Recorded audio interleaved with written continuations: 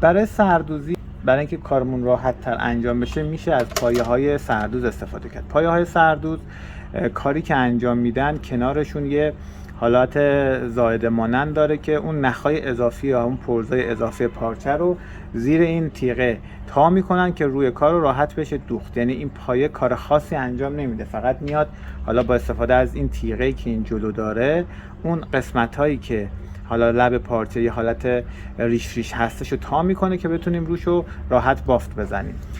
عوض کردنش هم مثل همه پایه هاست، به همین راحتی جا میفته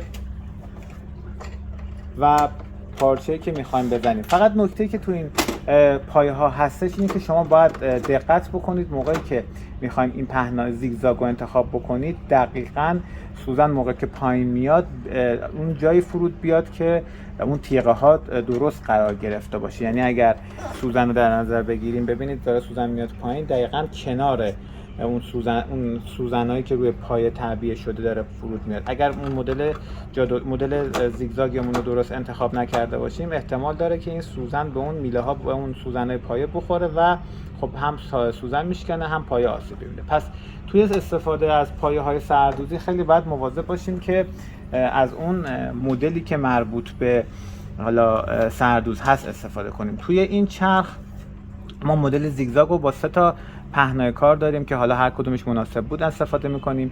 یه مدل هم مخصوص سردوزی داره که خب اینجا به اسم شماره 12 و پایه 30 معرفیش کرده. ما سردوز خواسته باشیم بزنیم، 2 تا پارچه رو کنار هم مماسش میکنیم. حالا این پارچه‌ای که یه مقدار پرز داره رو میاریم کنار این حالت عرض کردم زائده یا همون هدایت پارچه‌ای که هستش، میذاریم رو مدل سردوز. الان من مدل سردوز رو انتخاب میکنم، استارتشو میزنم و شروع میکنه به دوخت. توی این مدل خودش انتهای کار رو هم میبنده، یعنی سردوزی که برای ما میزنه سردوزیه که انتهای کار بسته میشه.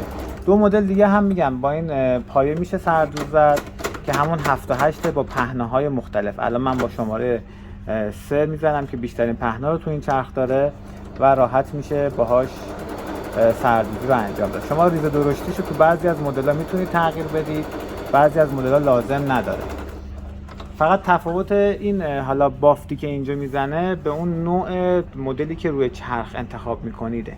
الان نگاه کنید این مدل 7 تا 8 که همه چرخ‌ها دارن، این مدل رو بعضی از چرخ‌ها دارن که انتهای کار هم بسته میشه. تفاوتشون اینه که موقعی که کار پشت رو میشه تو این حالت 7 تا 8 دوخت باز میشه، ولی تو این یکی مدل‌ها دیگه چون انتهای کار بسته شده اون دوخت باز نمیشه.